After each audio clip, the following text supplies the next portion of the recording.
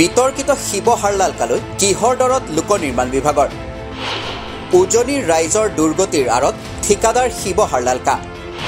সম্পূৰ্ণ কৰিব নোৱাৰিলে জাজি ডিমৌৰ ৰাষ্ট্ৰীয় ঘাইপথ ব্লেকলিষ্টেড হাৰলালকাক মুখ্যমন্ত্ৰীৰ বিভাগে দিলে 121 কোটিৰ ঠিকা হাৰলালকাৰ হেমাহিত বিক্ষুব্ধ শিৱসাগৰৰ জনতা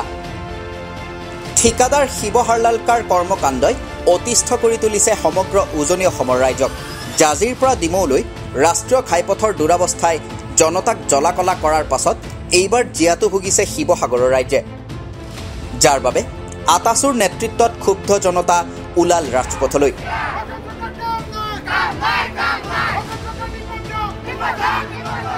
শিৱসাগৰৰ পৰা নাজিৰালৈ যোৱা পথৰ 121 কোটি টকীয়া ঠিকা লাভ কৰিছিল শিৱ হাৰলালকা নামৰ ৰাজনৈতিক আশীৰ্বাদ পুষ্ট ঠিকাদাৰজনে কিন্তু দিনৰ পাছত দিন ধৰি এই পথৰ কাম আধৰুৱাকৈ পেলাই থৈ দিয়াৰ বাবে জনতাই প্ৰতিদিনে জমৰ যন্ত্ৰণা ভোগ কৰিবলগীয়া হৈছে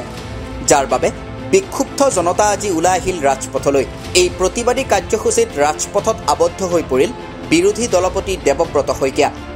নাজিৰাৰ বিধায়ক দেৱব্ৰত শইকীয়াই পোনপটীয়াকৈ ক'লে ৰাজনৈতিক প্ৰভাৱৰ বলতেই শিৱ হাৰলালকাই লাভ কৰিছে ইটোৰ পাছত সিটো পথৰ ঠিকা তাৰ পাছত হয় নিৰ্মাণ কৰিব নোৱাৰি আধৰুৱাকৈ পেলাই থৈ দিছে নাইবা অতি নিম্নমানৰ কাম কৰিছে সংগত কাৰণত ৰাইজ ক্ষোভিত হৈছে আৰু ৰাজপথলৈ ওলাই আহিছে প্ৰকৃততে এটা ৰাজনৈতিক এজন নেতাৰ পৃষ্ঠপোষকতাত এই ঠিকাদাৰজনে তেওঁ যিমান কেপাচিটি তাতকৈ বেছি কাম লৈছিলে উদাহৰণস্বৰূপে তেওঁ নেশ্যনেল হাইৱে কাম লৈছিলে তেওঁ বালিঘাটৰ পৰা নকছাৰীলৈকে যাব লগা ৰাস্তাটোৰ কাম লৈছিলে আৰু অসম মালাৰ এই কামটো লৈছিলে কামবিলাক লৈ তেওঁ সময়মতে কৰা নাই তেওঁ অসম চৰকাৰক প্ৰতিশ্ৰুতি দিছিল যে তেওঁ দুটা কাম চাৰেণ্ডাৰ কৰিব কিন্তু মই গম পাইছোঁ যে তেওঁ চাৰেণ্ডাৰ নকৰি কোৰ্টৰ আশ্ৰয় লৈ অসম চৰকাৰৰ বিৰুদ্ধে তেওঁ গোচৰ তৰিছে আৰু তেওঁ এতিয়া আৰ্বিট্ৰেশ্যনত নিবলৈ বিচাৰিছে এয়া দুৰ্ভাগ্যজনক এই গোটেইখিনি হ'বলৈ পালে তেওঁৰ ওপৰত শাসকীয় পক্ষৰ বিভিন্ন নেতা পালি নেতাৰ আশীৰ্বাদ থকাৰ কাৰণে বিশেষকৈ আমাৰ এই সমষ্টিৰ ভূতপূৰ্ব সাংসদজনৰ কথাই ওলাই যে সাংসদজনৰ লগত তেওঁৰ পাৰ্টনাৰশ্বিপ আছে সেই গতিকে তেওঁ কাম সময়মতে নকৰা স্বত্তেও তেওঁ কামৰ পৰি কাম দি গৈছে আপোনালোকে তথ্য যদি চাই দেখা পাব যে এই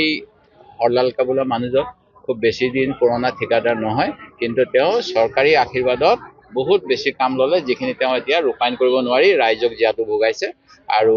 মই ভাবোঁ চৰকাৰে পদক্ষেপ ল'ব লাগিব এইগৰাকী শিৱ হাৰলালকাই ইয়াৰ পূৰ্বে শিৱসাগৰৰ বিধায়ক অখিল গগৈৰ ককৰ্থনাৰো সন্মুখীন হৈছিল কিন্তু ৰাজনৈতিক আশীৰ্বাদ থকা বাবেই তেওঁক কোনেও চুব নোৱাৰে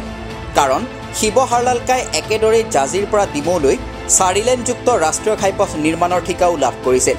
কিন্তু সেই পথছোৱাও সময়মতে নিৰ্মাণ কৰিব নোৱাৰিলে শিৱ হাৰলালকাই যাৰ বাবে ৰাষ্ট্ৰীয় ঘাইপথ প্ৰাধিকৰণে শিৱ হাৰলালকাক কামৰ পৰা বৰখাস্ত কৰাই নহয় এবছৰৰ বাবে ব্লেকলিষ্টেডো ঘোষণা কৰিছে ৰাষ্ট্ৰীয় ঘাইপথ প্ৰাধিকৰণে ব্লেকলিষ্টেড কৰা কোম্পানীয়ে এতিয়া ৰাজ্যৰ লোক নিৰ্মাণ বিভাগৰ ঠিকা লৈ জনতাক হাৰাশাস্তি কৰিছে কিন্তু তাৰ পাছতো কিয় শিৱ হাৰলালকাৰ বিৰুদ্ধে মুখ্যমন্ত্ৰীয়ে ব্যৱস্থা গ্ৰহণ কৰা নাই সেয়া লাখটকীয়া প্ৰশ্ন হৈ পৰিছে news desk report the cross current